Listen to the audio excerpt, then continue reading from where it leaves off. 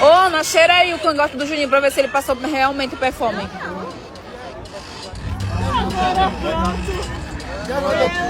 Vai, Ana. Quer que eu cheire seu cangote? Não, tem que passar. Olha, tá fácil mesmo. Se eu tivesse passado o perfume mesmo, aí, mamãe, Aí já é. ela tinha recaído. Ó. Ih, é o quê? Ó, que chame. Olha, ia ter recaído. Você tá vendo o que ele falou? Você viu aí que ela puxei o que eu botei? Não, mas você viu o que você falou? Eu falei Ia ter recaído. ia ter da parte dela, né? Sim, pela risadinha que você deu aí, não é por causa da parte dela, não. A parte dela, eu expliquei. Você acha que é parte dela? Mentira. E pra que tu quis passar perfume? Quem vai cheirar tu? Ninguém sabe. E realmente, ela não cheirou. Essa atrevida.